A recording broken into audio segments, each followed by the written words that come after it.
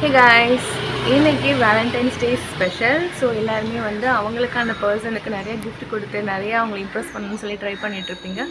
So as a self loving பர்சனாக I wish you all happy Valentine's Day. Before நம்ம ஒரு ரிலேஷன்ஷிப்பில் ஒரு லவ்க்குள்ளே ஒரு மேரேஜ் வெட்டிங் அதுக்குள்ளே நம்ம என்டர் ஆகிறதுக்கு முன்னாடி நம்ம தெரிஞ்சுக்க வேண்டிய விஷயம், ஏன்னா இன்றைக்கி வேலண்டைன்ஸ் டே இல்லையா? ஸோ தெரிஞ்சுக்க வேண்டிய விஷயம் என்ன அப்படின்னா, ஃபஸ்ட்டு நம்ம யார் அப்படிங்கிறத தெரிஞ்சுக்கணும். அதுக்கப்புறம் தான் நமக்கு ஏற்ற பர்சன் யார் அப்படிங்கிறத நம்ம ஃபைன் பண்ணணும். ஓகேவா? அதில் ஒரு கிளாரிட்டி இல்லாமல் நம்ம தேவையில்லாமல் மற்ற ரிலேஷன்ஷிப்குள்ளே லவ் மேரேஜ் இதுக்குள்ளெல்லாம் போய் நம்ம என்டர் ஆகி தான் அப்போ எனக்கு அது பிடிக்கல, இது செட் ஆகலை அப்படி இப்படின்னு சொல்லி தேவையில்லாத பிரேக்கப்ஸ், டைவோர்ஸ் இந்த மாதிரி நிறைய விஷயங்கள் போயிட்டுருக்கு. ஸோ அதெல்லாம் தடுக்கணும். நம்ம எப்பயுமே நம்ம செலக்ட் பண்ண பர்சனோட எப்பயுமே நம்ம ஹாப்பியாக இருக்கணும் அப்படின்னா ஃபஸ்ட்டு நம்மளை பற்றின கிளாரிட்டி நமக்கு முக்கியம்.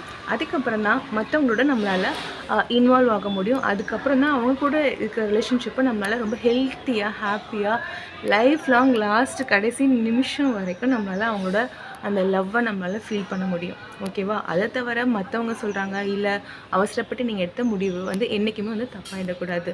ஓகே, ஸோ நீங்கள் இதை யோசிச்சு பாருங்கள் இந்த வேலண்டைன்ஸ் டேயில். ஸோ இனிமேல் உங்களோட லைஃப்பில் எப்பயுமே வந்து லவ் அண்ட் அஃபெக்ஷன் கேர் எல்லாமே ரொம்ப நிறைஞ்சிருக்கு.